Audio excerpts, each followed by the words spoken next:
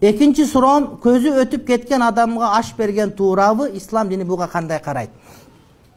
Көзү өтүп кеткен адамга атайын белгиленген бир күндө марасим кылуу бидат. 3 күндүк, 7 күндүк, 40-лык, айттык, анан жылдык, 52 күндүк дегендер бар, бул күнгө белгиленген. Бул күндү каяктан таап алдың деген сөз, бул бидат арам болот. Бирок күнгө белгилебестен туруп, жөн эксан берсе, буга шарият уруксат берет. Жыл аш деген бизде кандай? 5 жылда, 10 жылда болот, ата өлгөндөн кийин аш беребиз десе, колунан келсе бере берсин. Арам аралаштырбасын, арак аралаштырбасын, элге тамак берсе жакшы болот.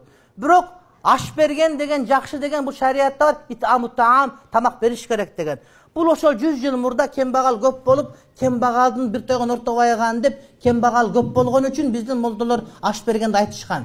Азыр кембагал жок bizde. Bizde азыр ачкадан ит да өлбөйт, урматтуу бир тууганым. Ит да өлбөйт. Демек азыр аш берген азыр мода эмес. Азыр мода тренд кайсыл? Бул кембагалдарга жардам берүү.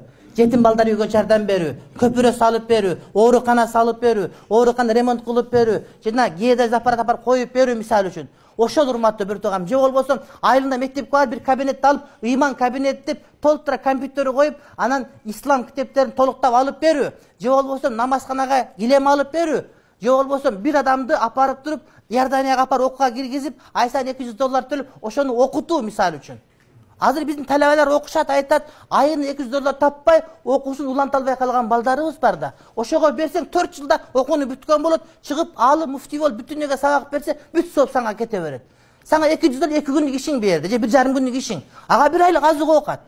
Ошондой кылып бир адамды окутсаң, урматтуу бир тууган, сен тишиңи чукулагыча алып бүтүп калат 4 жылда.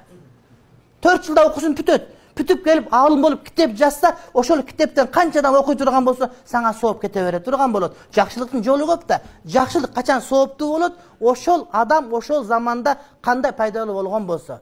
Бишкекте эрежекебиз бар, эт саткан. Ошол 2 бала окутат. Мына бирөөсү быйыл бүтөт, бирөөсү 2 жылдан кийин бүтөт. Этин сатат, $200 экөн 4 жыл ай сайын жиберет.